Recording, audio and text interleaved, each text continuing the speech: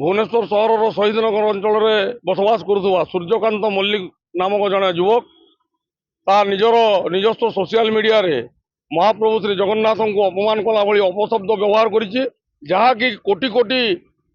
हिंदू मान भाववेग सहित खेलला भली घटना घटी भावना को कुठारघात ओडिशार पवित्र माटी प्रभु जगन्नाथ को माटी रे महाप्रभु श्री जगन्नाथ को अपमान बिल्कुल सह्य करा एथिपाई आज आम से विधर्मी ना एतला देवाई शहीदनगर थाना को आसीचु। आज आम शहीदनगर थाना को राष्ट्र हिंदू परिषद संगठन तरफ आसीचु।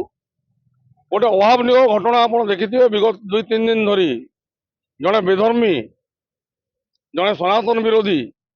भुवनेश्वर सहर शहीदनगर अंचल बसवास करुवा सूर्यकांत मल्लिक नामक जड़े युवक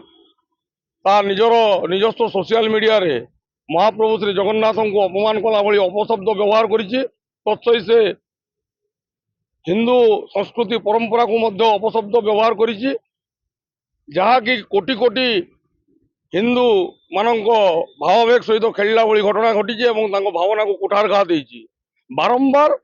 हिंदू संस्कृति परंपरा सनातन धर्म विरोध रे एवं हिंदू देवादेवी मान विरुद्ध रे जो व्यक्ति माने जो विधर्मी माने बारंबार ओडिशा रे प्रकार घटना घटाऊँच विरुद्ध में आम विगत दिन में आपण मैंने जानी विगत दिन भी आम विभिन्न थाना एतला देचु किंतु लज्जार विषय ओडिशार पवित्र माटी प्रभु जगन्नाथ को माटी रे महाप्रभु श्री जगन्नाथ को अपमान बिल्कुल सह्य करा एथिपाई आज आम से विधर्मी ना एतला देवाई शहीदनगर थाना को आसीचु। यथाशीघ्र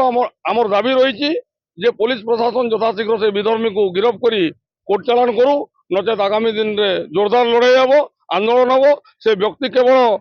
आम महाप्रभु को अपमान करना अपशब्द कहना बरं से गोटे हिंसाजनक परिस्थिति समाज रे सृष्टि करने चेष्टा करी तो पुलिस प्रशासन बर्तमान सजाग गिरफ्त करूँ नचेत हिंसाजनक परिस्थिति केमिति हुए ताहा आमे मध्य देखै दे पारिबु।